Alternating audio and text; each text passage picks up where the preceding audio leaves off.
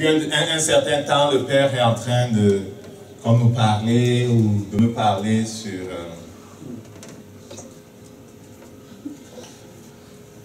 pourquoi il y a comme un décalage entre ce qu'on voit dans la parole de Dieu et ce que on peut vivre comme chrétien ou même comme église. Et l'autre jour, même pendant la prière, je me rappelle que je disais que ton feu descende et brûle en moi et brûle en nous. Ces mécanismes qui, à notre insu, contrôlent ma vie ou notre vie. Et si tu es attentif et même sincère, tu vas te rendre compte que à l'intérieur de toi, il y a comme des automatismes que si tu ne fais pas attention, si ce n'est pas complètement brûlé, ça va te faire comme rentrer à ton vomi. Ça va te faire rentrer dans les choses du passé. Et parfois on s'étonne et on se pose la question, qu'est-ce qui se passe? Mais ça, c'est la guerre en toi. Il y a comme une guerre en nous, bien que nous soyons chrétiens, il y a comme un conflit en nous. Et ce conflit, c'est entre la matière grise, notre intelligence, le rebelle, et l'esprit, la vie de l'esprit, la manifestation du Fils de Dieu, la manifestation de Jésus-Christ. Il y a comme un conflit. Et ce conflit vient de ce que quelque chose s'est passé. On est passé par la croix.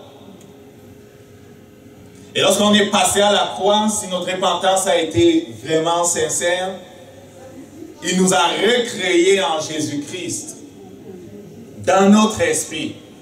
C'est la vie de Dieu dans notre esprit. Un tiers de notre être est complètement semblable à Dieu.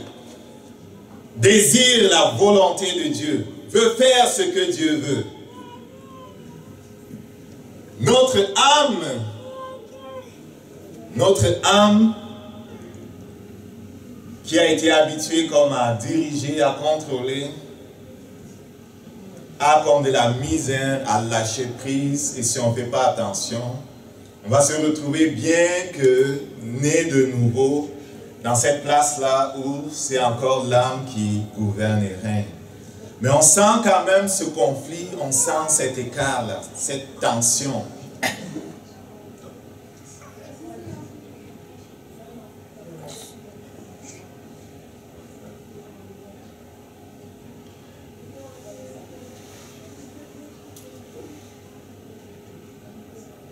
C'est ça que le Saint-Esprit nous dit dans Romains au chapitre 12. Je vous exhorte donc, mes frères, par les compassions de Dieu, que vous offriez vos corps en sacrifice vivant, saint, agréable à Dieu, ce qui sera votre raisonnable service. La version Martin. Il dit, ne vous conformez point au siècle présent, mais soyez transformés par le renouvellement de votre entendement, afin que vous éprouviez quelle est la volonté de Dieu, bonne, agréable et parfaite. Donc le Saint-Esprit nous dit ici, premièrement, offre tes membres comme un sacrifice vivant.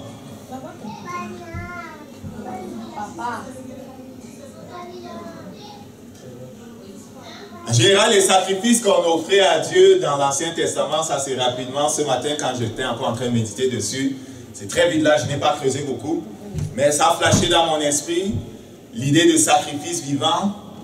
Normalement, dans le temple, les sacrifices étaient comme immolés avant d'être mis sur l'autel des sacrifices et brûlés. Le sang était versé sur la base de l'autel, mis sur les cornes qui étaient les 4 coins de l'autel. Et ce n'était pas des sacrifices vivants, c'était oui, ils étaient vivants au départ, mais ils étaient tués, ils étaient immolés, offerts à Dieu. Et ici, il dit qu'on doit s'offrir comme un sacrifice vivant. Je me rendais compte parce qu'il parle à l'église que la croix est derrière nous. La croix est derrière nous et on est des personnes qui sont comme rachetées par Dieu et qui sont invitées par Dieu à nous offrir à lui librement pour être, comme l'apôtre Paul le dit à quelque part, maintenant des esclaves de la justice. Amen. Et il dit la façon d'y parvenir, à cause de ce qu'il y a une tension entre notre âme et notre esprit, la façon d'y parvenir, c'est de nous détacher du monde, nous détacher de l'enseignement du monde, nous détacher de notre passé, des choses qu'on a prises à faire alors qu'on ne connaissait pas Dieu, et de nous laisser transformer par la parole de Dieu dans notre être intérieur pour apprendre les traditions de Dieu, la pensée de Dieu, la façon de faire de Dieu. Dans les chapitres 6 et 7 de Romains, il montre justement cette guerre, ce conflit qu'il y a entre, qu'il y a au-dedans de nous, à la fois quand on n'est pas régénéré et aussi après, lorsqu'on est régénéré, le besoin pour nous d'être maintenant des prisonniers de la justice, de la loi de l'amour, plutôt que dans le passé, on était prisonniers du péché. Et la réalité, c'est qu'on veut faire le bien, on veut avancer, mais ce n'est pas toujours évident. À propos de l'intelligence, le Saint-Esprit nous enseigne que l'intelligence ne doit pas être au contrôle. L'intelligence qui n'est pas contrôlée par l'Esprit de Dieu, l'intelligence humaine, l'intelligence naturelle qui n'est pas contrôlée, au sein de laquelle on ne trouve pas, il disait, une attitude de serviteur, parce que le Saint-Esprit nous a appris à nous soumettre. Quand il dit nous soumettre, je parle de l'intelligence. Le Saint-Esprit nous a appris à soumettre notre intelligence à notre esprit. Cette intelligence-là, qui est encore rebelle, devient fatalement pour le chrétien, quelle que soit sa bonne volonté, un champ de mine. Est-ce qu'on sait c'est quoi un champ de mine?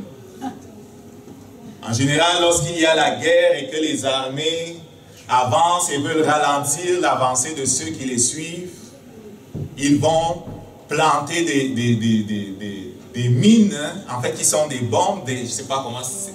On appelle des mines, mais en fait, ce sont des choses qui vont exploser quand on marche dessus. Ils vont planter des mines sur une surface de terre, de sorte que ce sera un piège pour l'autre armée qui va avancer, parce qu'ils vont piler dessus, ça va sauter. Ok? Et véritablement, l'intelligence qui n'est pas contrôlée par l'Esprit de Dieu, parce qu'on n'a pas appris à la soumettre, devient pour le chrétien un champ de mine. Il y a des pièges. Satan peut s'en servir pour nous faire mal, pour nous ralentir. Il peut s'en servir pour nous faire sauter à tout moment. Il peut s'en servir pour faire exploser la destinée que Dieu a pour nous. Il peut s'en servir contre nous. C'est pour ça que le Saint-Esprit nous dit: ne vous conformez pas au siècle présent. Tu étais du siècle présent, ne te conforme pas au siècle présent. Tu étais contrôlé par l'Esprit qui est dans le monde. Maintenant que tu es enfant de Dieu, laisse-toi contrôler par le Saint-Esprit et surtout trouve la façon de soumettre ton âme.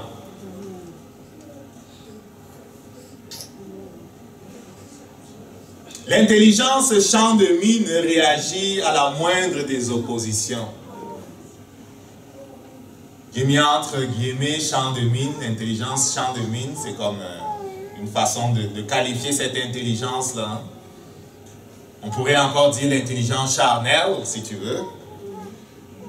L'intelligence champ de mille réagit à la moindre des oppositions.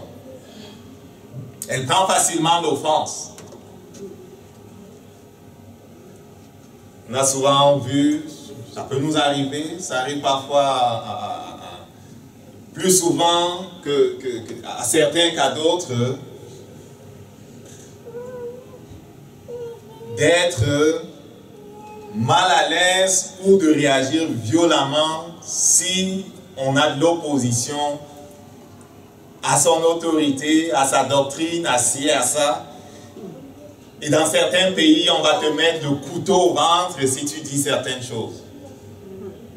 Mais pour nous qui sommes chrétiens, on le voit aussi. On le voit aussi. Et quand l'intelligence n'est pas régénérée, il va avoir ces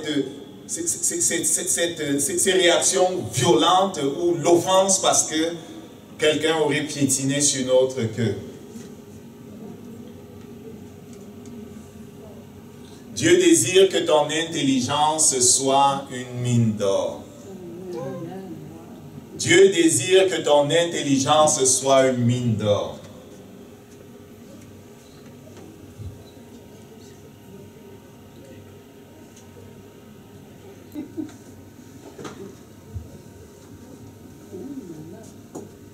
Regarde les mines d'or.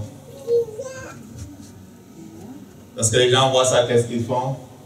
Ils vont planter leur tente là jusqu'à ce que ils aient tout ramassé. Amen. Les flancs d'une montagne qui est une mine d'or. Et les gens recherchent ça, pourquoi? Parce qu'il y a un trésor à récolter.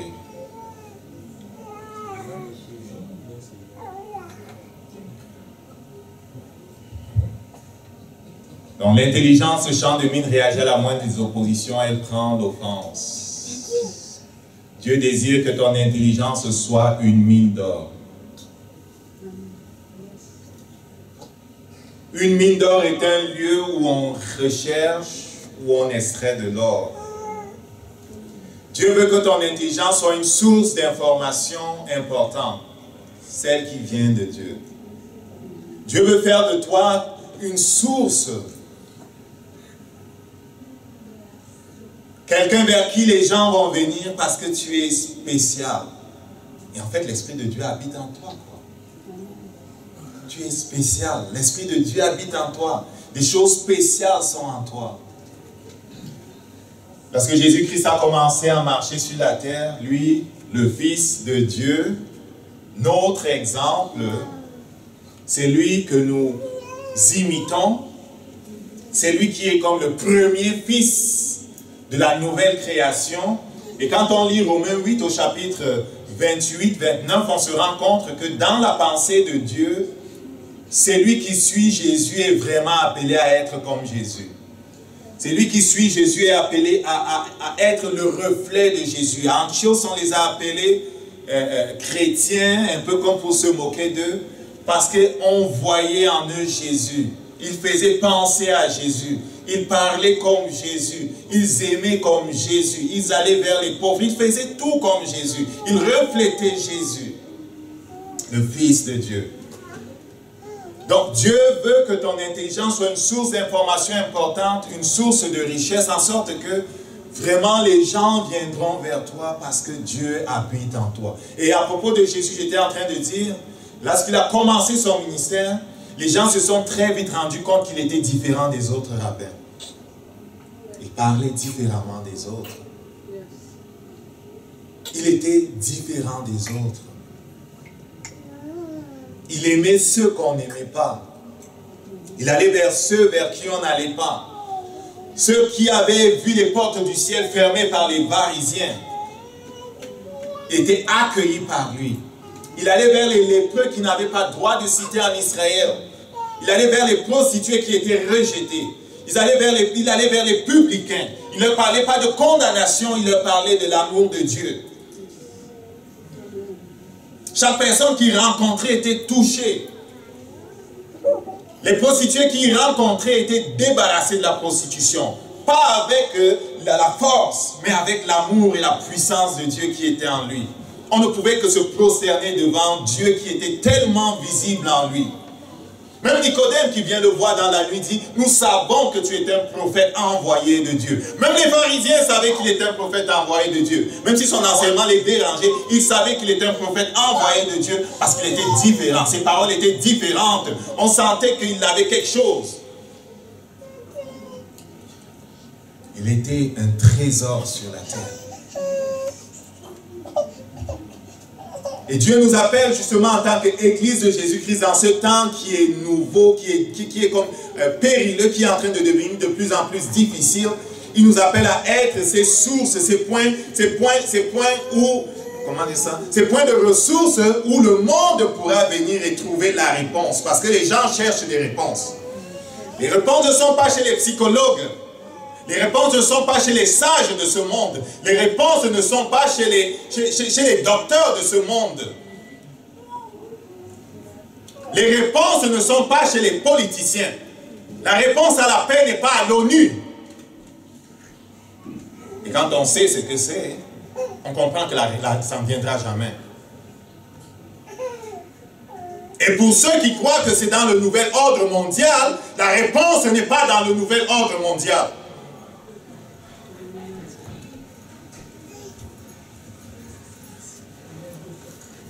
Ceux qui pensent que c'est le New Age, la réponse n'est pas dans le New Age. La réponse n'est pas dans le New Age.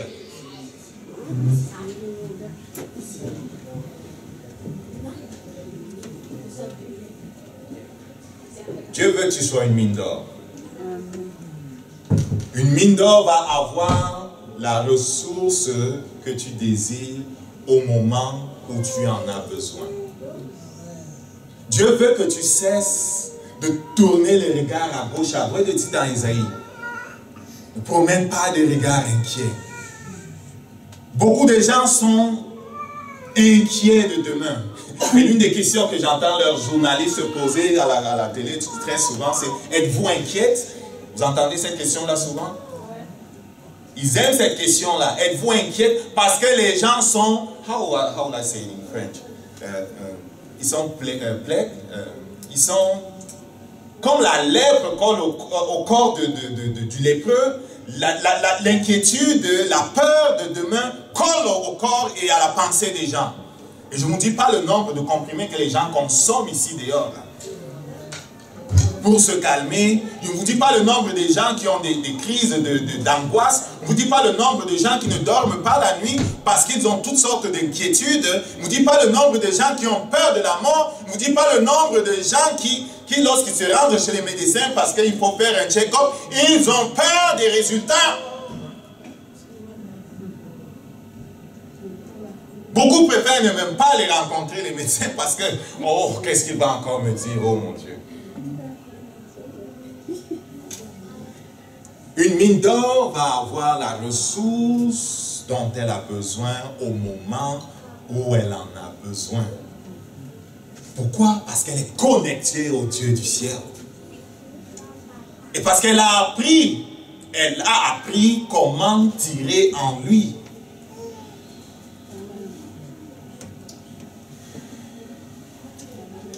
L'intelligence mine d'or m'a appris le Saint-Esprit. En tout cas, il le montre dans sa parole pour ceux qui ont les yeux pour voir. C'est celle qui s'affectionne des choses d'en haut. Vous connaissez ce verset-là, n'est-ce pas? Il dit, si donc vous êtes ressuscités avec Christ, cherchez les choses qui sont en haut, où Christ est assis à la droite de Dieu.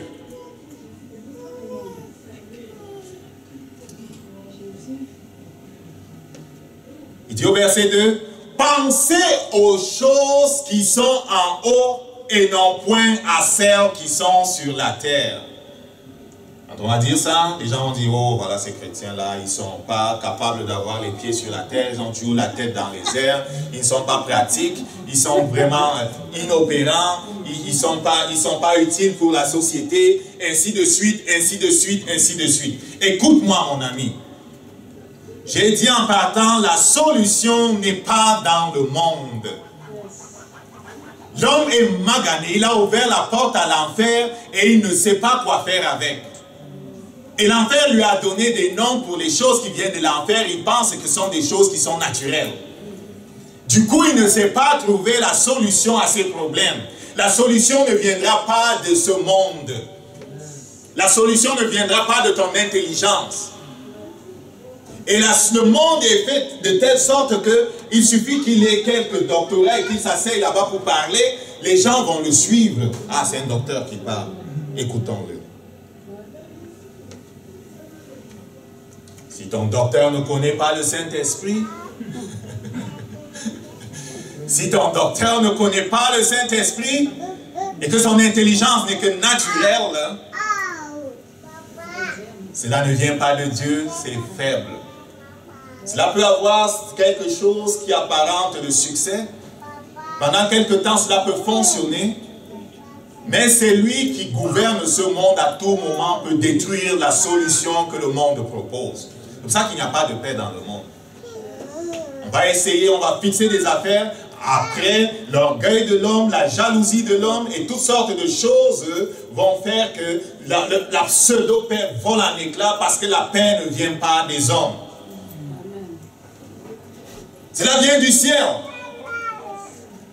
Et Jésus-Christ, par sa résurrection, a montré que le ciel est plus grand que la terre. Jésus-Christ, par sa résurrection, a montré que Dieu est plus grand que les hommes.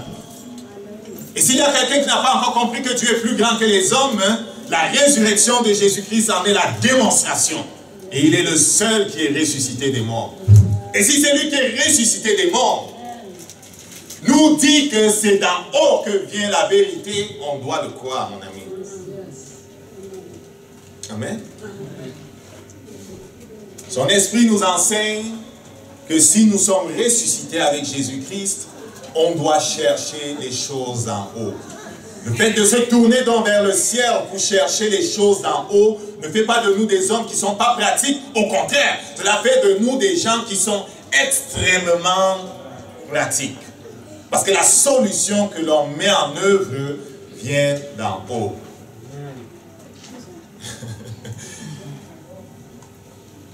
Il y a eu une crise en 2008. Et c'est le témoignage, je ne sais plus de quel homme de Dieu qui était dans une sorte d'association ministérielle avec d'autres pasteurs et d'autres personnes.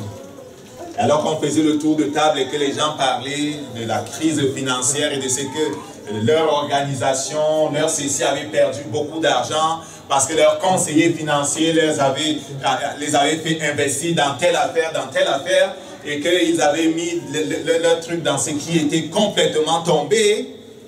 Un autre homme de Dieu de dire que ça va très bien, mon Dieu m'avait dit quoi faire, quand sortir du marché, ainsi de suite, ainsi de suite. Amen. Je ne suis pas contre les conseillers financiers, mais fais attention, il n'est pas Dieu. Amen. Mon collègue va dire, j'achète l'or, achète l'or. L'autre va dire, j'achète le cuivre, achète le cuivre. L'autre va dire, je fais ceci, j'investis dans ça, je fais ci. Si tu suis simplement l'homme, tu vas te perdre. Ça peut marcher pendant un temps. Mais s'il y a un piège devant, l'homme ne le verra pas. Mais si tu es connecté au ciel, il va te dire, mon enfant, retire tes marrons du feu parce que ça va commencer à mal aller.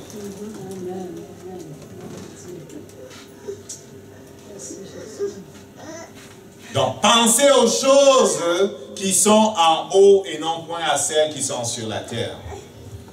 C'est facile pour toi de savoir à peu près où est-ce que tu en es. Amen. Il dit qu'il y a un conflit au-dedans de nous. Notre âme ne veut pas céder la place à l'esprit. En sorte que c'est comme par violence qu'il faut l'amener à cette place de soumission. On n'a pas le choix. Parce qu'on est conduit par l'esprit et non par notre âme. Si on continue à être conduit par notre âme, il n'y aura pas de victoire. On va marcher sur cette terre sans victoire. Le problème, c'est l'âme qui règne. Le problème du chrétien, c'est l'âme qui règne. Le problème du chrétien, c'est le règne de l'âme. C'est le règne de son intelligence. Il y a qui sont très intelligents. Il y en a qui se laissent même tromper par leur intelligence. Ils sont presque narcissiques. On connaît c'est quoi?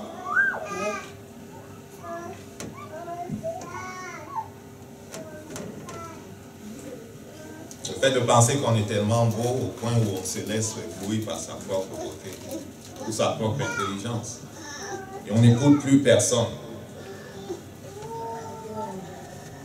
À propos de l'intelligence naturelle, ou même de l'offense, pardon, avant l'intelligence naturelle, je vais continuer à propos de l'offense. Une des choses qui va nous montrer que notre intelligence est de plus en plus soumise à notre esprit, c'est que on ne va pas se laisser facilement offenser.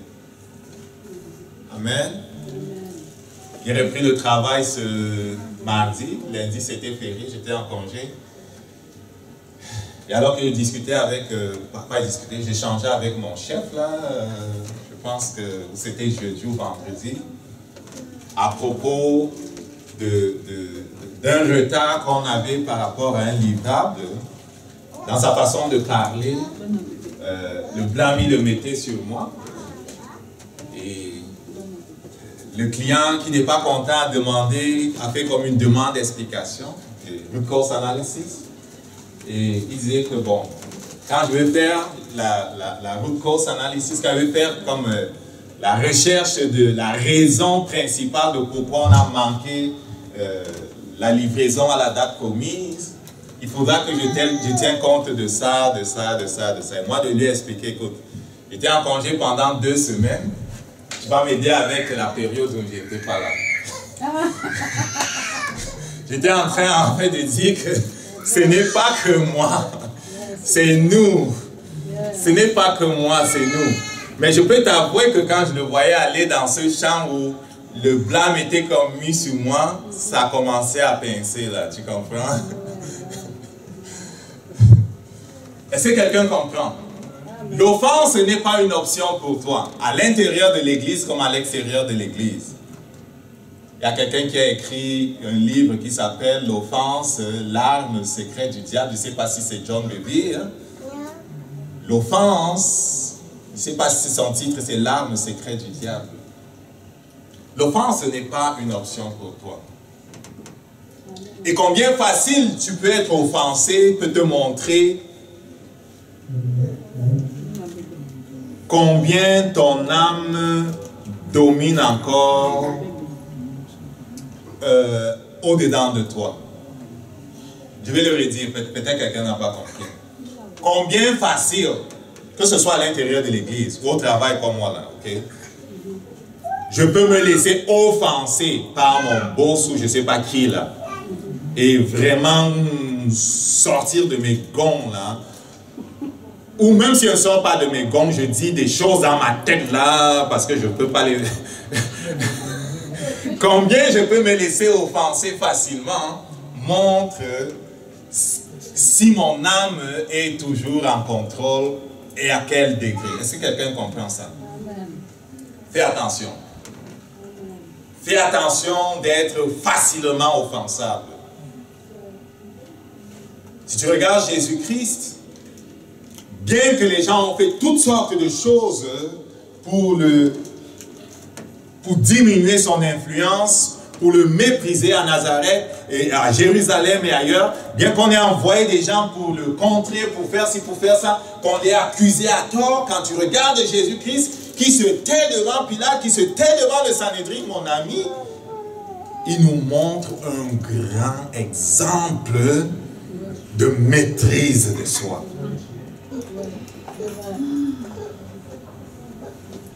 On l'a même giflé. Il dit, si j'ai mal parlé, qu'est-ce qu'il a même encore dit là? Est-ce que tu comprends? C'était terrible, quoi. Mais il n'a pas répondu. Il nous appelle à être à l'exemple de lui. Et comment il a vécu et la puissance de Dieu, comment il a été à l'œuvre dans sa vie, en fait, me montre que de la même façon que pour lui, l'offense n'était pas une option, parce qu'il ne voulait pas offrir une ouverture au diable, de la même façon pour moi, l'offense n'est pas une option. Amen. C'est plus facile à dire qu'à faire, anyway. C'est pour moi comme pour toi quelque chose sur lequel on travaille. Et par la grâce de Dieu, on aura bientôt la victoire. C'est quoi la source du problème? Quel est le problème? Je l'ai dit tantôt, plus haut. Le Saint-Esprit le révèle à plusieurs endroits dans sa parole. La source du problème, c'est que notre âme est encore asservie à notre âme a asservi notre esprit. Notre âme avait fait de notre esprit son esclave pendant qu'on était des hommes naturels. Bien qu'on soit devenu chrétien, notre âme est toujours en contrôle. C'est ça le problème. Je suis stupéfait de voir ces chrétiens-là qui disent Dieu a dit, mais, tu comprends? Je suis stupéfait de voir ces chrétiens-là qui vivent leur vie. Ils s'appellent chrétiens, ils disent Jésus est Seigneur, mais ils décident et font les choses sans savoir et jamais poser la question, est-ce que c'est la volonté de Jésus? Est-ce que cela honore Jésus?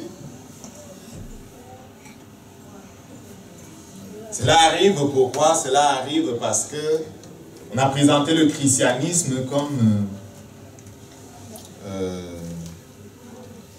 un club dans lequel on adhère et c'est juste quelques cérémonies qui sont utiles pour maintenir ton membership. Tu vis ta vie comme tu voulais, tu continues de vivre, sois correct, ne dérange pas personne, et puis Dieu va être content avec toi. Et la vérité, c'est que ce n'est pas ça. La vérité, c'est que ce n'est pas ça. L'âme doit se faire la place à l'esprit. Et on a donc, à partir de cette vie de l'âme-là, cherché Dieu avec notre intelligence, chercher à appréhender les choses de Dieu à partir de notre intelligence, chercher à comprendre les choses de Dieu à partir de notre intelligence plutôt qu'à partir de notre esprit. Beaucoup de chrétiens, même après de nombreuses années de vie chrétienne ou de présence à l'église, je peux dire comme ça, n'ont pas compris que c'est à partir de l'esprit que cela doit se passer. C'est dans leur esprit que les réponses doivent venir. Et c'est conduit par l'esprit, dans notre esprit, qu'on doit fonctionner. Et que l'âme doit comme percevoir les choses qui sont dans l'esprit et décider de faire ce que l'esprit de Dieu qui est dans notre esprit a révélé.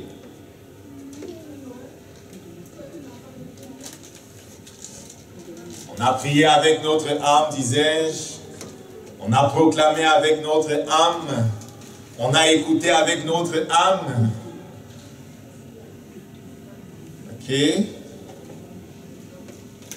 On n'a pas fait ce que Dieu enseigne. Et Dieu enseigne quoi dans Jean 4 au verset 23 et 24? Jésus-Christ, dans son échange avec la Samaritaine, disait: l'heure vient et elle est maintenant que les vrais adorateurs adoreront le Père en esprit et en vérité. C'est aussi le Père, car c'est aussi le Père en deux. Qu'est-ce qu'il dit là? Car aussi le Père en demande de tels qu'il adore. La version Martin, c'est un peu littéral.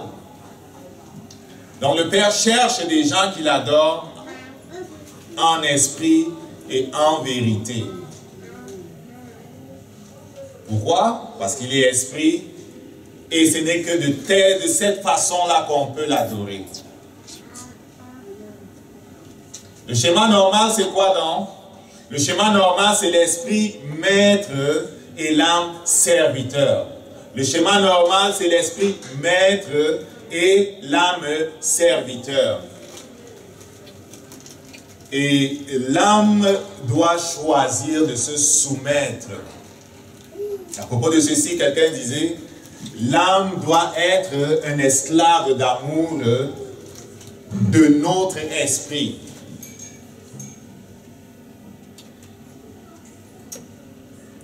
Et lorsque cela arrive,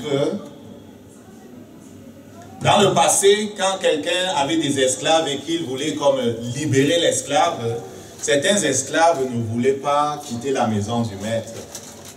Certains esclaves étaient devenus tellement accoutumés à vivre avec le maître qu'ils voulaient rester dans la maison. Ils voulaient rester en compagnie du maître. Ils voulaient continuer de vivre avec lui par amour. Ils disaient que on a vécu ensemble, on partage tellement de choses, je préfère rester avec toi. Lorsque cela arrivait donc, on perçait l'oreille de la personne, on mettait une boucle. Il n'était plus un esclave par contrainte, il était un esclave d'amour. Et quelqu'un prenait comme cette illustration pour dire que notre âme doit se soumettre par amour de la même façon à notre esprit. De la même façon, on doit se soumettre par amour à Dieu. Il dit, offrez-vous comme des sacrifices vivants. C'est par amour que les anges restent dans le ciel. Une partie a quitté le ciel, mais certains sont restés dans le ciel par amour pour leur Créateur. C'est par amour qu'ils suivent Dieu. C'est par amour que nous suivons Jésus. C'est par amour que nous suivons Jésus. Et quand on suit Jésus par amour, nos oreilles à quelque part sont rendues capables d'écouter Dieu. Nos oreilles sont à quelque part sanctifiées. Nos oreilles à quelque part sont rendues capables d'écouter la voix de Dieu. Parce que notre âme a été soumise au Saint-Esprit, on est capable d'écouter la voix de Dieu. On est capable d'écouter la voix de Dieu qui est au-dedans de nous. On est capable d'écouter les solutions de Dieu qui sont au-dedans de nous. Amen. Et qu'est-ce qu'on fait quand on a écouté? On proclame dans le monde naturel. On proclame dans le monde naturel. On proclame dans le monde naturel. Ésaïe 48, si je ne m'abuse. Je vais voir si je le trouve. Ésaïe 48, verset...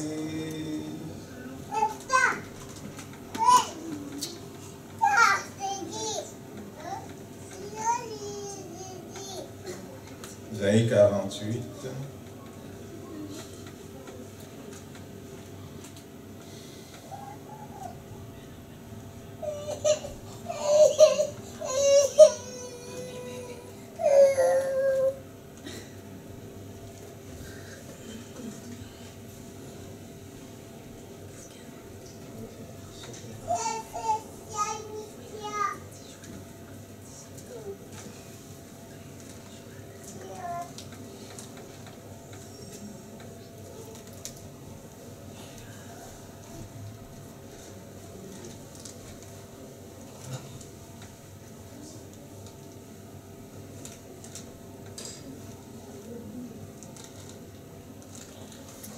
Il a affiché la version 8 secondes. J'étais annoncé dès longtemps ces choses. Isaïe 48, je dis à partir du verset 5, j'étais annoncé dès longtemps ces choses et je te les ai déclarées avant qu'elles arrivassent,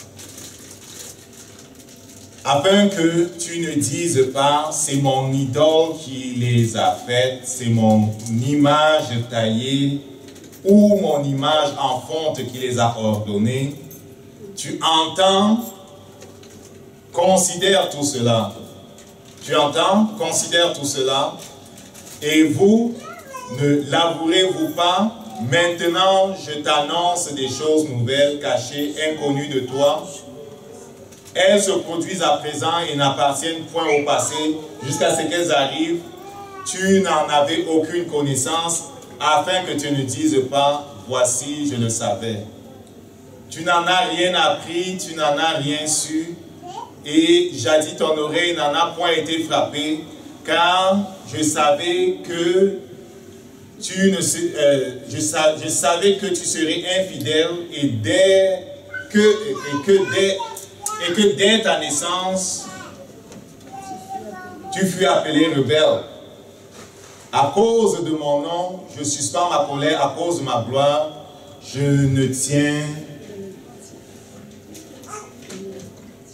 me contiens envers toi.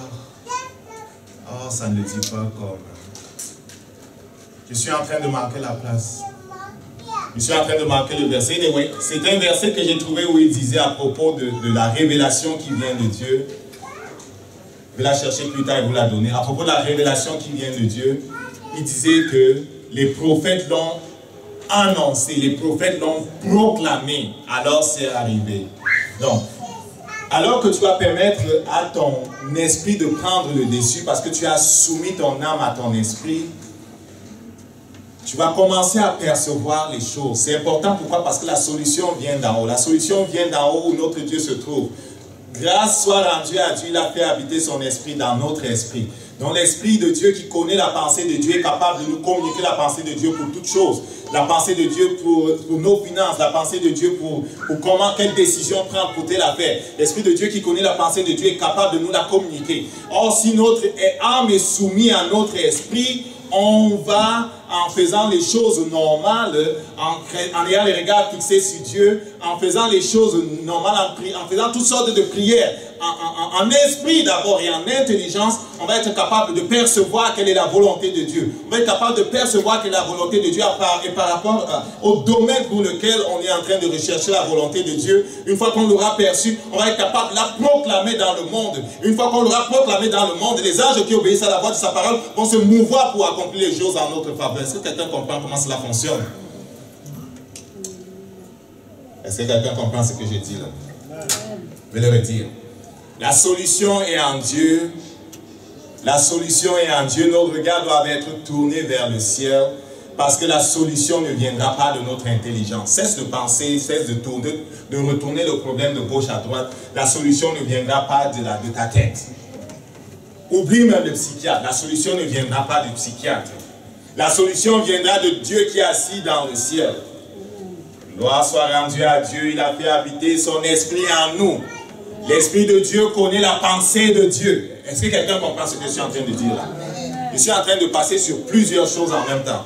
L'Esprit de Dieu connaît la pensée de Dieu. L'Esprit de Dieu habite dans ton esprit.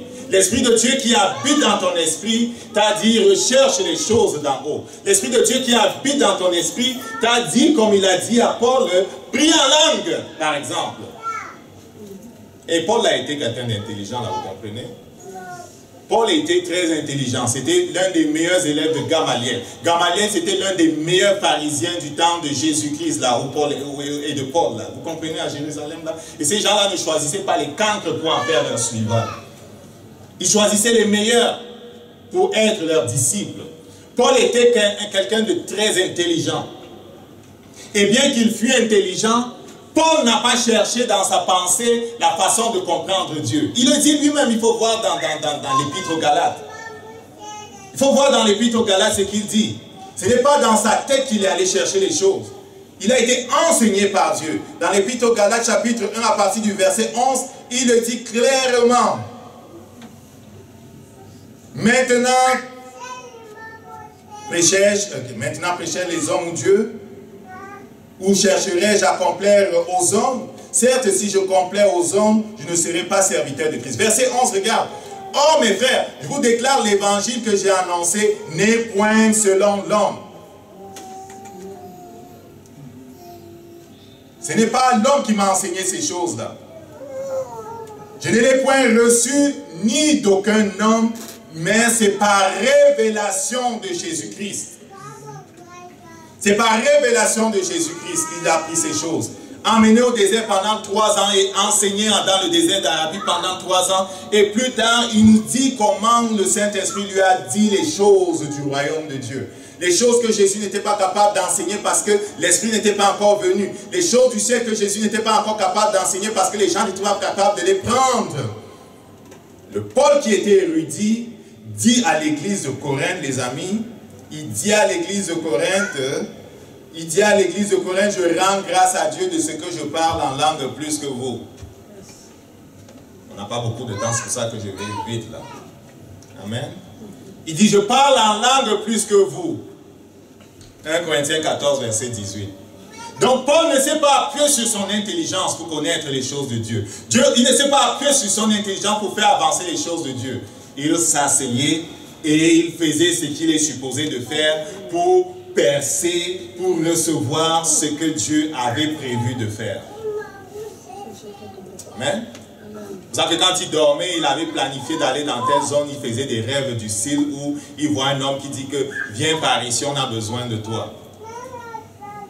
Les visions sont faciles, les révélations sont faciles pour qui permet à son âme d'être soumis au Saint-Esprit. C'est ce que j'ai envie de dire. À propos des dons de révélation, justement, à propos des dons de révélation qui sont dans 1 Corinthiens 12, les versets 8 à 10, là, à propos des dons de révélation qui vont faire de l'Église un trésor, des dons de révélation qui vont faire de toi un trésor, à propos des dons de révélation, la parole de sagesse, la parole de connaissance, le discernement des esprits, à propos des dons de révélation, le Saint-Esprit va être capable de les manifester de plus en plus si ton âme de plus en plus se soumet à ton esprit. Amen.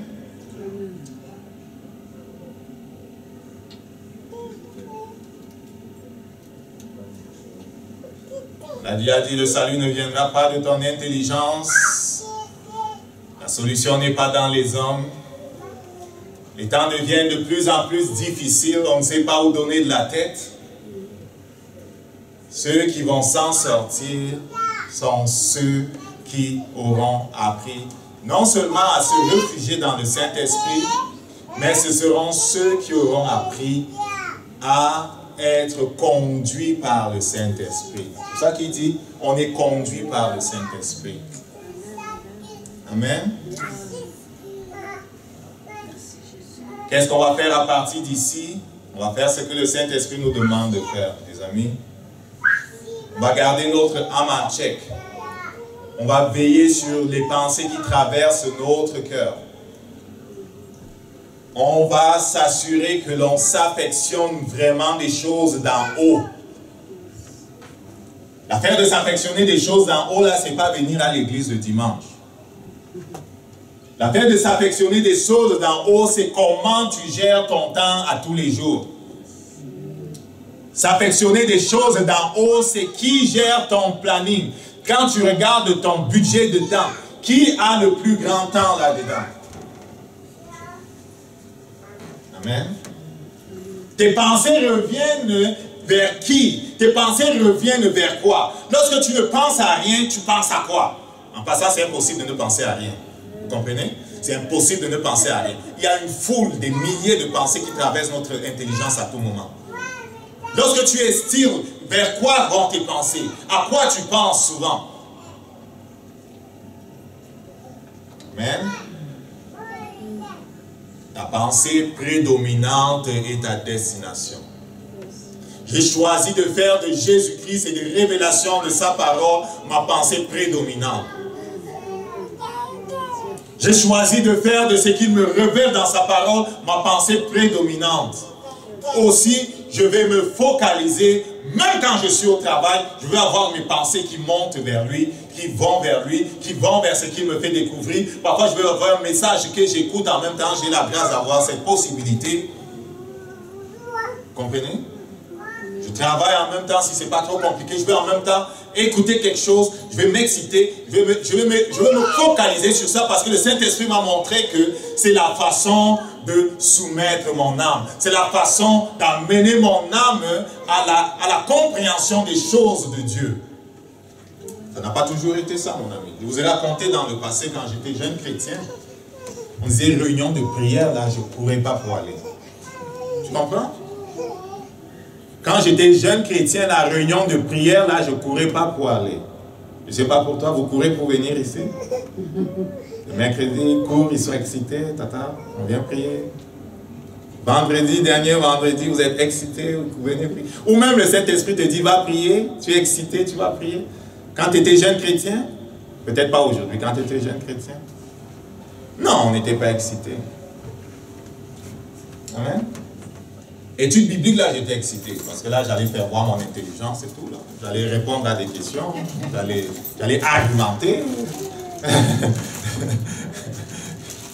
L'intelligence charnelle aime argumenter, tu comprends? J'allais argumenter, j'allais montrer comment je suis intelligent, comment je fais les liaisons entre les versets, ainsi de suite, tu comprends? Mais au fur et à mesure que le Saint-Esprit m'a transformé et a comme renouvelé mon intelligence pour me faire comprendre comment doivent fonctionner les choses,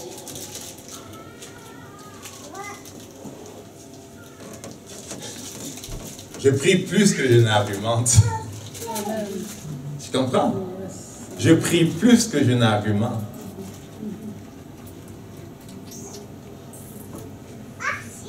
Je vais lire la Bible, 1, 2, 3 versets, poum, je vais tomber dans la prière. Je prie plus même que je ne lis. Est-ce que quelqu'un comprend ça? Je vais lire, je vais faire des trucs, mais à un moment donné, je vais laisser ça, je vais aller dans la prière en langue. Seigneur, c'est toi qui es capable de me faire comprendre ces choses-là.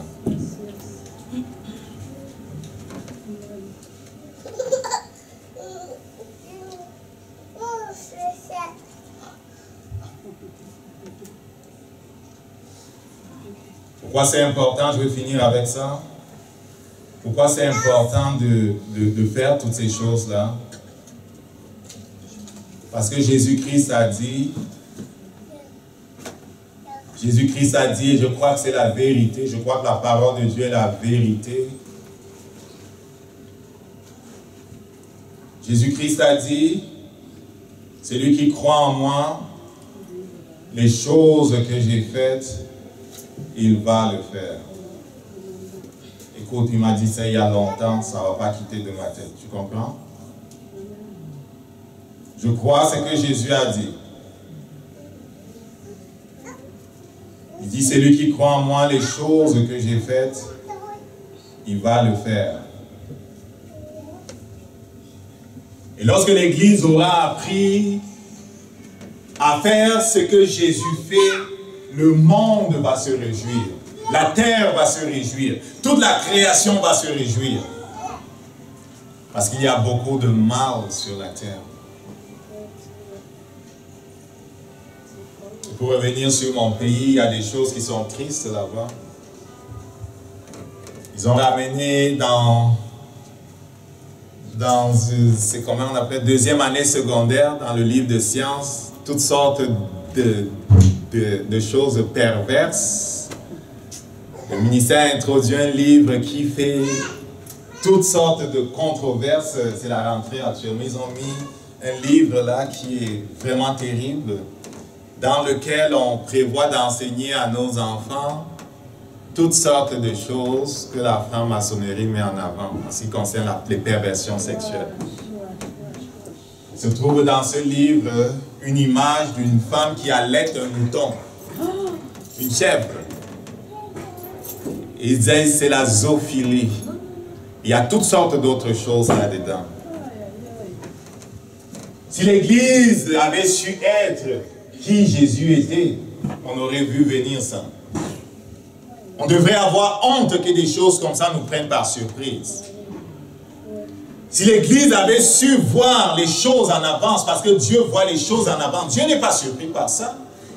Dieu n'est pas surpris par ce qui arrive dans ta vie. Tu es le dernier informé. Parfois, les démons même qui préparent ces cours-là, ils savent ce qui va arriver. Dieu n'est pas surpris par ce qui arrive. Dieu aurait dit à l'Église ce qui s'en vient. Et Dieu aurait dit à l'Église comment bloquer ces choses. Dieu t'aurait dit ce qui s'en vient. Dieu t'aurait dit comment bloquer ces choses. Le soir, tu te mets, tu regardes la télé pendant 4 heures. Continue. Tu vas manquer les temps de révélation. Et on se demande pourquoi quand on dort, on n'a pas plus de vision. Tu n'es pas focalisé sur le ciel. Pourquoi tu auras plus de vision? Tu ne t'attends même pas à ce qu'il te parle. Quand il va parler, est-ce que tu vas écouter?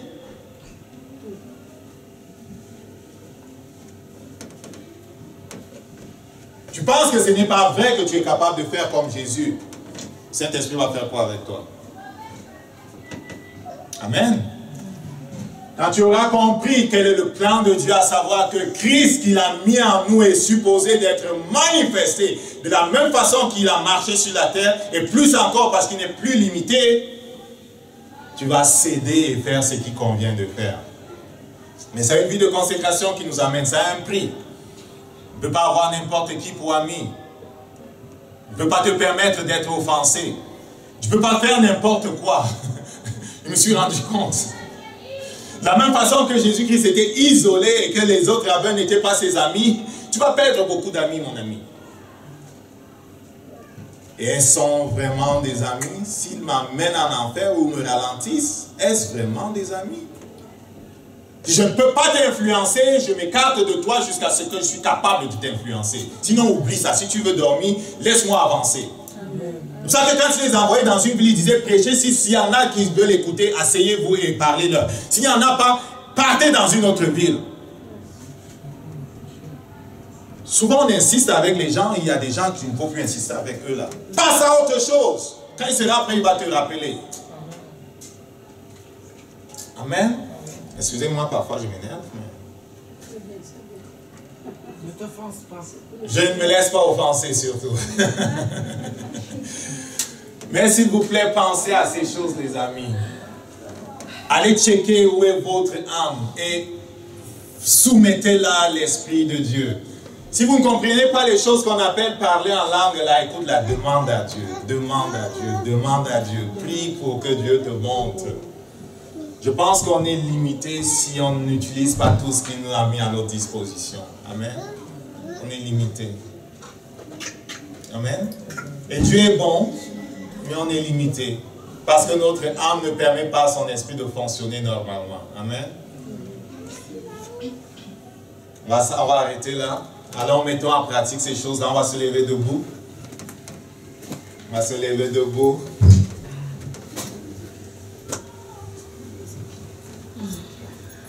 Si quelqu'un a besoin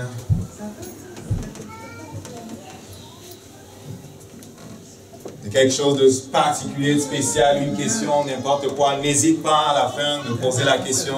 N'hésite pas à la fin de parler. Amen. Rends grâce à Dieu, rends grâce à Dieu, rends grâce à Dieu. Il ramène les choses en perspective. Il se plaît à ramener les choses en perspective. Tu croyais que les autres choses étaient importantes, mais Dieu te dit aujourd'hui que c'est lui qui est important. C'est son plan qui est important. C'est son projet qui est le meilleur. Et son projet n'est pas pour te perdre.